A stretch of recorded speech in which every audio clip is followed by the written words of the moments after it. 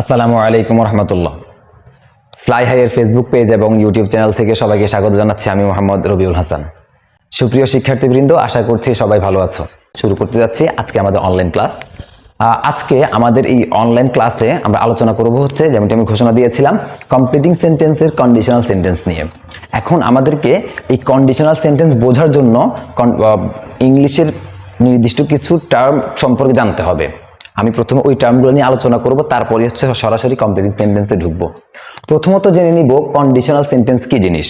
Conditional sentence হচ্ছে মূলত এমন একটি সেন্টেন্স যেটার মধ্যে দুটো ক্লজ থাকবে, একটা প্রিন্সিপাল ক্লজ আর একটা সাবঅর্ডিনেট ক্লজ। এখন প্রিন্সিপাল ক্লজ কি জিনিস আর সাবঅর্ডিনেট ক্লজ কি জিনিস, বা ক্লজই বা কি জিনিস? হ্যাঁ, এখন ক্লজ হচ্ছে এমন একটি বাক্যাংশ বা এমন এক গুচ্ছ শব্দ, ইংলিশে বলতে গেলে গ্রুপ অফ ওয়ার্ডস, যেখানে ন্যূনতম একটি সাবজেক্ট এবং একটি ভার্ব থাকবে। আপাতত আমার এইটুকুন জানলে চলবে। আর একটি সাবজেক্ট, ন্যূনতম একটি সাবজেক্ট আর একটি ভার্ব যদি না থাকে, সেটা হচ্ছে ফ্রেজ। ফ্রেজ নিয়ে যেহেতু আমাদের কন্ডিশনাল কাজ নেই, তাহলে আমরা ফ্রেজ নিয়ে কথাবার্তা বলবো না, আপাতত এইটুকুন জানি। আচ্ছা, যেমনটা বলছিলাম, এই কন্ডিশনাল সেন্টেন্সের যে সাবঅর্ডিনেট ক্লজ, ওই সাবঅর্ডিনেট ক্লজটি শুরু হবে ইফ দিয়ে। ইফ দিয়ে সাবঅর্ডিনেট ক্লজটি শুরু হবে, আর এই ইফ যুক্ত সাবঅর্ডিনেট ক্লজটি আমাদের পরীক্ষার প্রশ্নে দেওয়া থাকবে। আমাদেরকে কি করতে হবে? পরবর্তী অংশটা অর্থাৎ প্রিন্সিপাল ক্লজটি আমাদেরকে কমপ্লিট করতে হবে। এই কমপ্লিট করতে গিয়ে কি কি টেন্স অনুসরণ করতে হবে, কি কি নিয়ম অনুসরণ করতে হবে, এগুলো নিয়েই হচ্ছে আসলে কন্ডিশনালের আলোচনা। আচ্ছা, এই কন্ডিশনাল পড়তে গেলে আমাদের আর কি কি জিনিস জানা লাগবে, এগুলো নিয়ে একটু জানি বা কথা বলি। জানা লাগবে হচ্ছে প্রেজেন্ট ইনডেফিনিট টেন্সের স্ট্রাকচার কেমন হয়। প্রেজেন্ট ইনডেফিনিট টেন্স মূলত স্ট্রাকচারটা হয় হচ্ছে সাবজেক্ট থাকে, সাবজেক্টের পর পর একটি ভার্ব থাকে। ভার্ব বেস ফর্মও হতে পারে, ভার্বের সাথে অ্যাজ বা ইএস যুক্তও হতে পারে, যা কিছু হতে পারে। এক কথায় ভার্বের প্রেজেন্ট ফর্ম যেটা, সেটা হবে। তারপর থাকবে অবজেক্ট। প্রত্যেকটা সেন্টেন্সে সাবজেক্ট আর অবজেক্ট থাকে, তো সাবজেক্ট আর অবজেক্ট নিয়ে আমাদের খুব বেশি আলোচনা নাই। ওকে, এরপর আসি past indefinite tense. Past indefinite টেন্সে কি থাকবে? যথারীতি সাবজেক্ট থাকবে, সাবজেক্টের পর ভার্বের পাস্ট ফর্ম থাকবে।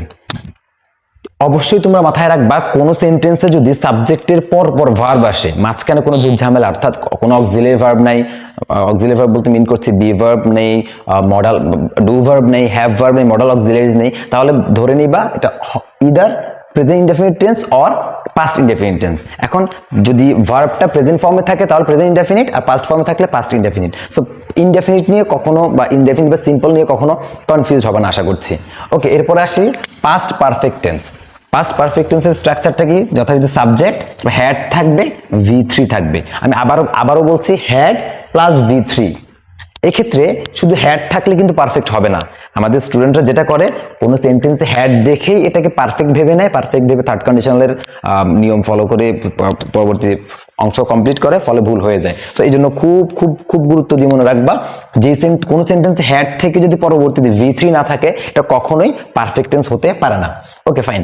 এরপর লাগবে আমাদের ফিউচার ইনডেফিনিট বা ফিউচার সিম্পল টেন্স। ওটা কিরকম হয়? সাবজেক্টের সাথে মডাল থাকে। বেশিরভাগ ক্ষেত্রে যেহেতু উইল বা শ্যাল থাকে, আমি জন্য উইল বা শ্যাল মেনশন করলাম। তারপরে কি থাকবে? Verb base form. আবার বলে রাখছি, ভার্ব বেস ফর্ম, কারণ মডাল অক্সিলারির পরে কখনোই ভার্ব বেস ফর্ম ছাড়া অন্য কোনো ফর্ম বসে না। আচ্ছা, এরপরে দেখি future perfect tense. Future perfect tense কি হয়?